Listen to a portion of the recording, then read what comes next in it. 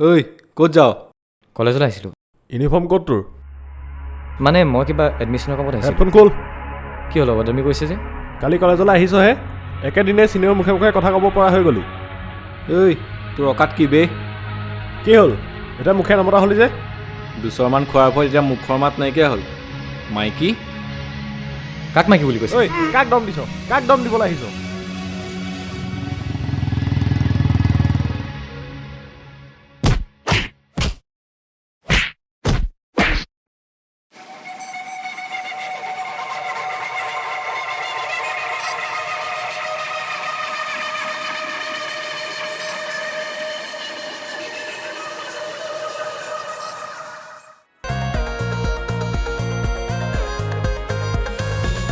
খোঁজ দুখোজ আৰু বহু খোজ, এখোজ দুখোজ আৰু বহু খোজ, হাতে হাত তোৰ মোৰ হিমালয় হৈ তোৰ হাগিত ভাগে পুৱতি নিশাৰ সুৰ, হিমালয় হৈ তোৰ হাগিত ভাগে পুৱতি নিশাৰ সুৰ, চিনাৰ দৰে উৰিব খোজে আকাশৰ সীমনা ভেদি ক'ত যে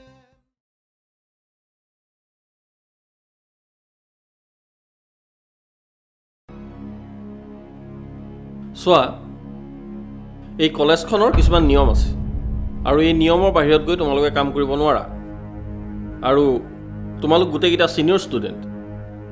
সেই ল'ৰাজনে আজি ফাৰ্ষ্ট ক্লাছ কৰিবলৈ আহিছে আৰু সি যদি কিবা ভুল কৰিছিল তোমালোকে শুধৰাই দিয়াটোহে কৰ্তব্য আছিল। আৰু তাকে নকৰি তোমালোকে মাৰপিট কৰিছা, কলেজখনৰ পৰিৱেশ বিনষ্ট কৰিছা। ছাৰ আমাৰ ভুল হৈ গ'ল, এইবিলাক ক্ষমা কৰি দিব। ঠিক আছে, এইবাৰলৈ মই ক্ষমা কৰিছোঁ, কিন্তু নেক্সট টাইম কি ছাৰ? ইহঁতে আকৌ মাৰপিট কৰিব আৰু আপুনি আকৌ মাফ কৰি দিব। যোৱা 3টা বছৰেতো আপুনি সেয়াই কৰি আছে। তাৰমানে কি এই কলেজখনৰ প্ৰিন্সিপাল হৈ কলেজখনত কি কৰিব লাগে কি কৰিব নালাগে সেইটো তুমি মোক শিকাবা? এতিয়ালৈকে শিকাবলৈ যোৱা নাই, কিন্তু প্ৰয়োজন হ'লে আকৌ কৰিম। Nonsense, out!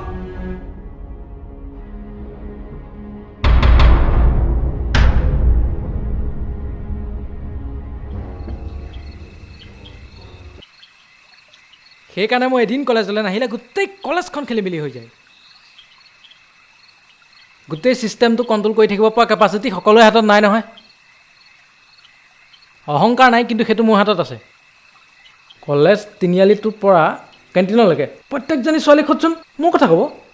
MBA ব্ৰ আমাৰ মোহন বিকুদৰ অধিকাৰী। ন MBA হা, শ্বৰ্ট ফৰ্ম। কি ধুনীয়া নাম। তুমি বিকিং মাৰিলা? নহয়, সিহঁতেহে মোক মাৰিলে। বিৰাট লাজ পাইছোঁ, বহুত লাজ পাইছোঁ। এই SK বৰুৱা বয়ছ হোষ্টেলৰ ল'ৰাক আহি আজি হাজৰিকা মেচলৈ মাৰিলেহি। সেইখন সময়ত মই তাত থাকিব লাগিছিল। কি কৰিলেহেঁতেন? টাচ কৰিবলৈ নিদিওঁ। MBA হয় ভাই। এই তোমালোকে অচি ব্লেক খোৱা? Black dog beer? ঐ তহঁতি খাৱ কি?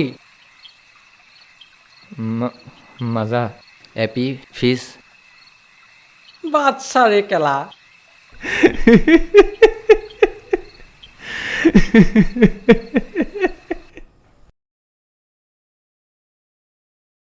কনকলতা গাৰ্লছ হোষ্টেলৰ কিছুমান নিয়ম আছে আৰু এই নিয়মবোৰ সকলোৱে মানি চলিব লাগিব। আৰু বাহিৰলৈ ওলাওঁতে সোমাওঁতে সকলো পাৰ্মিশ্যন মোৰ ল'ব লাগিব। আৰু ৰাতিপুৱা 6 বজাৰ আগত সকলো উঠিব লাগিব আৰু 7 বজাৰ আগে আগে সকলো ঘৰৰ ভিতৰত সোমাব লাগিব। আৰু দাদা চাদা বুজা আহি থাকে, মোক কিমানৰ দাদা জনা আছে, বুজিছা নাই? এই চব ইয়াত নচলিব। সোমাব পাৰোঁনে? কোন? মই নিহাৰিকা সন্দিকৈ বেগকেইটা ধৰি দে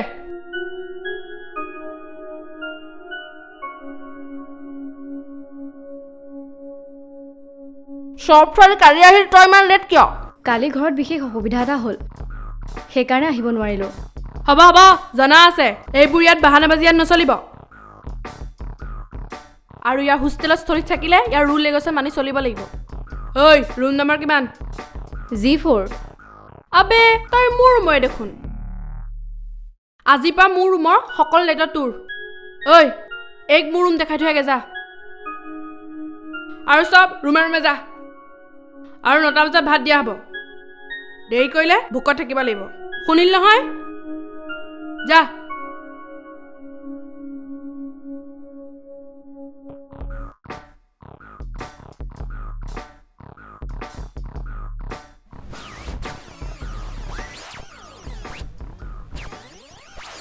আজি সিহঁতক কেলা অলপ নচোৱালোঁ বাকী তোমাৰ লগত চিনাকি হোৱা হোৱাই নে নহয় মোৰ নাম ৰাজু বৰা ঘৰ যোৰহাট অঁ মই প্ৰীতম অঁ ঘৰ ডেৰগাঁও বৰবগুণ গাঁও বাকী আগতে মই সেই ৰুম চুম শ্বেয়াৰ কৰি পোৱা নাই এয়াই প্ৰথম বাকী ৰাতি শুওঁতে বাকী নাক চাক পাত মৰাই পাক নাই এই গম নাপাওঁ দেই ৰাতি শোৱাৰ পিছত কি কৰোঁ একো পাত্তা নাই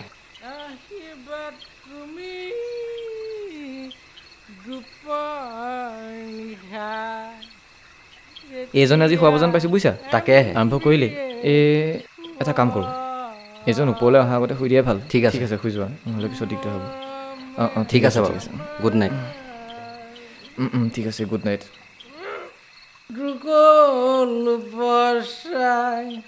সাগৰ থেংক ইউ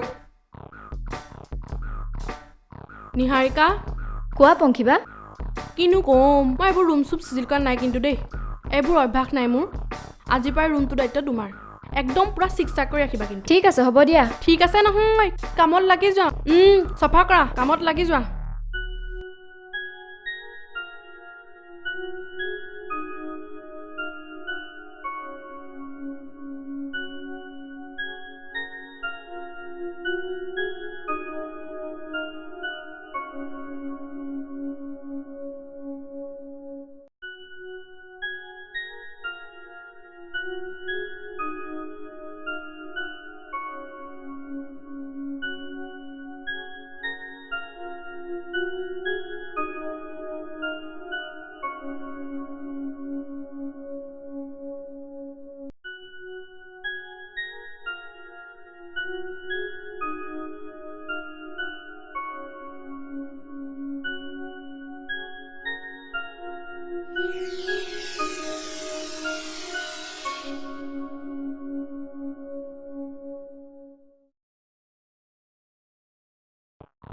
ঐ উঠ এখনতো নিজৰ ঘৰ পাইছ নেকি উঠ ইমান দেৰিলৈকে শুই থাকিবলৈ আহিছ 7 বাজি গ'ল আৰু হোষ্টেলত ইমান দেৰিলৈকে শুই থকা কোনো ৰুল নাই মোৰ ফাৰ্ষ্ট ক্লাছটো 11টা বজাৰ পৰাহে আছে পংখিবা সেইবুলি তই শুই থাকিবি নেকি উঠ সোনকালে উঠি মোলৈ চাহ একাপ বনা আৰু চাহ কাপ বনাই এই ৰুমটো চফা কৰ চফা কৰি পেলাই কাপোৰবোৰ যা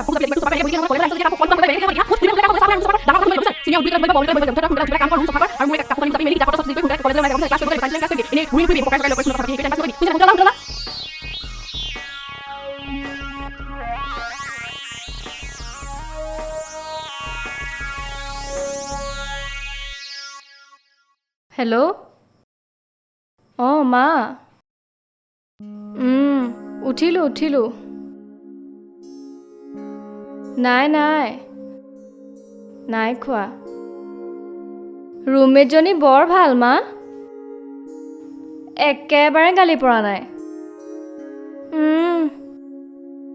খুব মৰম কৰিছে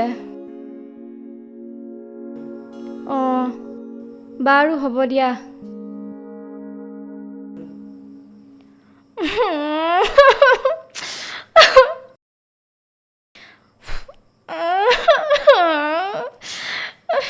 মানে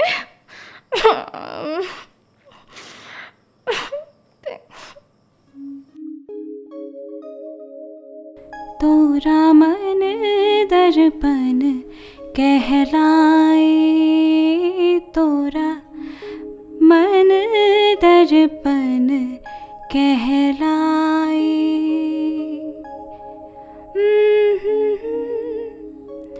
सारे कर्मों को देखे মোৰ যে কি ভাগ্য নহয় বিচনাতে যে ইমান ধুনীয়া ধুনীয়া গানবোৰ শুনিবলৈ পাওঁ ৰিমঝিম তু সি গ্ৰেট হ হ'ব হ'ব ইমান প্ৰশংসা মোৰ সহ্য নহয় উঠ হ নহ'লে আজিও ফাৰ্ষ্ট ক্লাছ লেট হ'ব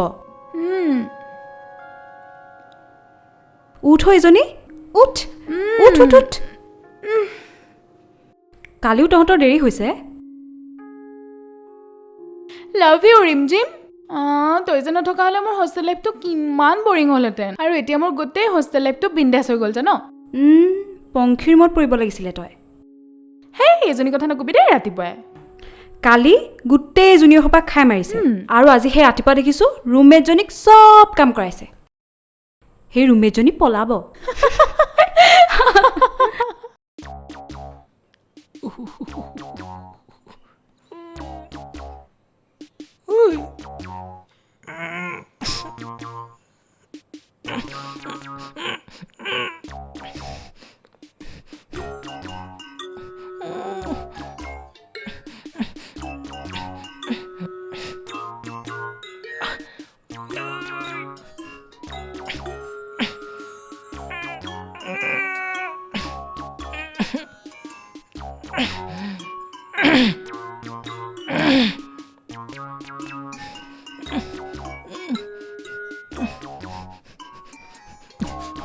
ঐ কোন আছ ওলাই ঐ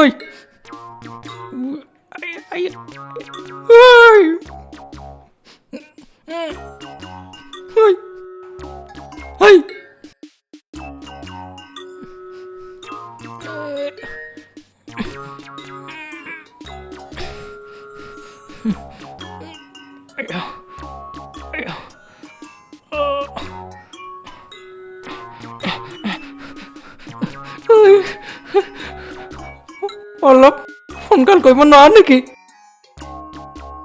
ঐ লেতেৰা পানী কৰি ঢালি থৈ যাব নোৱাৰ এমবিএদা হে পেট চলিছে নেকি কালি পাৰ্টি আছিল মাংসটো অলপ বেছি হ'ল যা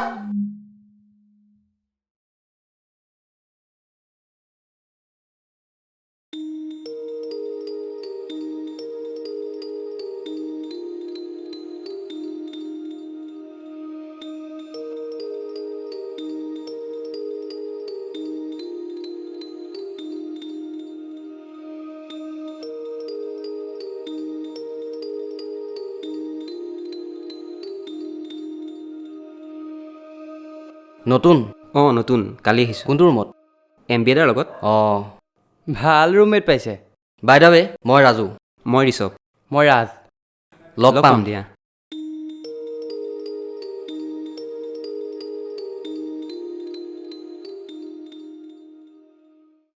তহঁতে ভয় কৰিব পাৰ মই নকৰোঁ নয়ন কোন লুখি চাইজটো ডাঙৰ বুলিয়ে তালে ভয় কৰিব লাগে নেকি বহুত দেখিছোঁ তাৰ নিচিনা আগতে কিমানক দাঁত ভাঙি থৈছোঁ এতিয়া তহঁতৰ মাজৰ কাজিয়াৰ কাৰণে মই ইণ্টাৰফেয়াৰ কৰিবলৈ বেয়া হ'ল নহ'লে তাৰ নিচিনাটোক ঠাণ্ডা কৰা মামুলি কথা মোৰ কাৰণে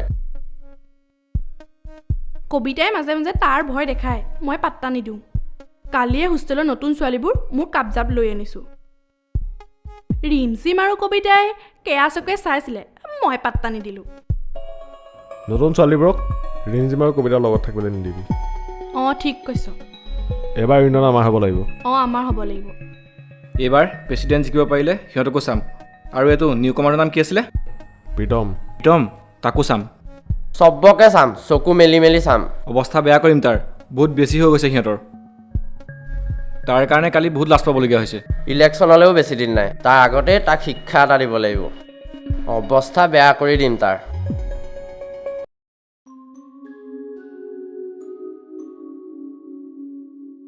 তই কালি কেতিয়া পালিহি সন্ধিয়া তই মই 12টামান বজাত ৰুমমেটজন কেনেকুৱা পাইছ ৰুমমেটজন ভালেই ছিনিয়ৰ নামটো কি শুন MBA মানে মোহন বিকুটৰ অধিকাৰী বাকী তোৰ মেজনী কেনেকুৱা পাইছ? ভালেই, এদিনতে ফ্ৰী হৈ যায়। খালি ছিনিয়ৰ এজনী আছে, নামটো পংখী, ইমান কামোৰ। তই কিন্তু সিহঁতৰ লগত কাজিয়া নকৰিবি দেই, আৰু যদি তোৰ কিবা সুবিধা হয় তই মোক কবি।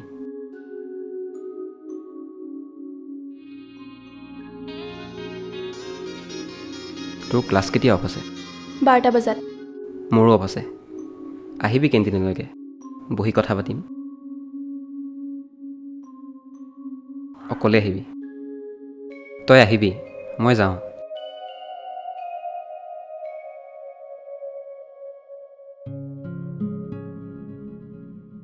তোমাৰ ক্লাছ ক'ত আছে? 8 নম্বৰ ৰুমত। আপোনাৰ? 22 নম্বৰ ৰুমত আছে। কোন চেমৰ ক্লাছ? মোৰ 3rd ছেমিষ্টাৰ। আজি 1st ছেমিষ্টাৰ ষ্টুডেণ্টখিনি ক্লাছ এটা কৰিলোঁ। ভালেই লাগিছে ল'ৰা ছোৱালীখিনি। আৰম্ভণিতেতো সকলো ঠিকেই থাকে, পিছে কলেজৰ হাৱা লাগিলেহে চব বদলি হৈ যায়। সেইটোৱে। ঠিক আছে, যাওক।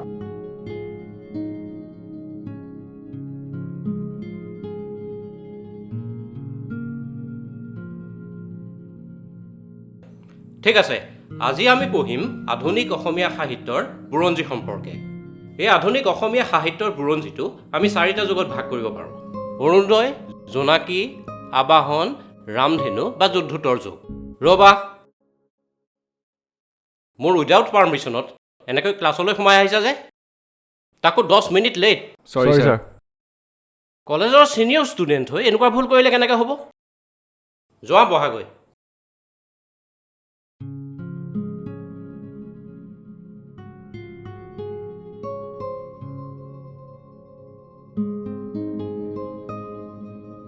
ঠিক আছে, এতিয়া মই অৰুণোদয় যুগৰ সম্পৰ্কে কেইটামান কথা ক'ম। শিৱসাগৰ মিছনাৰী প্ৰেছৰ পৰাই ইংৰাজী 1846 চনত অৰুণোদয় মাহেকীয়া আলোচনী ওলায়। এইখনেই প্ৰথম অসমীয়া আলোচনী। নাথান ব্ৰাউন, ডেনফোৰ্ড আৰু SM Whiting, Miles Bronson, W Ward, Le Clark, Gurney আদিয়ে এই কালত সম্পাদন কৰি 1880 খ্ৰীষ্টাব্দলৈকে প্ৰকাশ কৰে। 1867 চনলৈকে নিয়মিতভাৱে অৰুণোদয় প্ৰকাশ হৈছিল।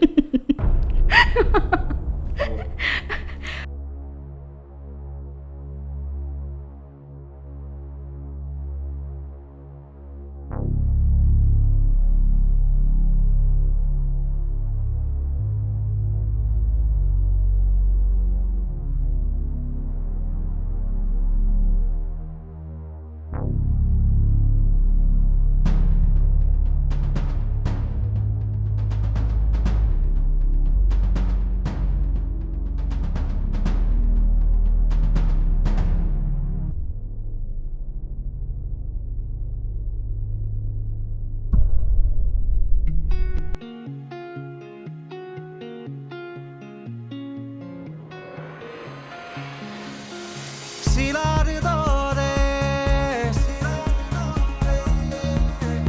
উৰিব খোজে, শিলাৰ দৰে উৰিব খোজে,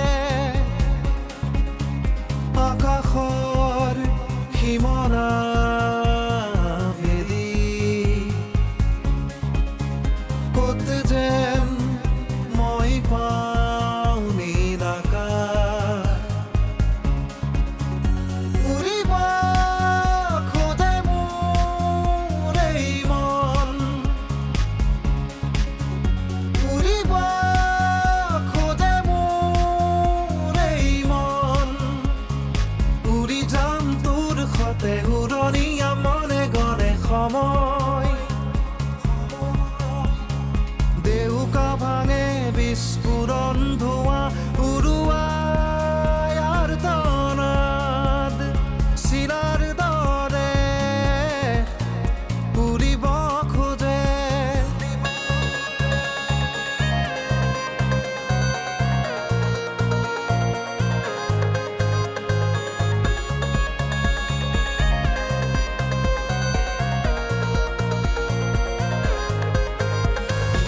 এখোজ দুখোজ আৰু বহু খোজ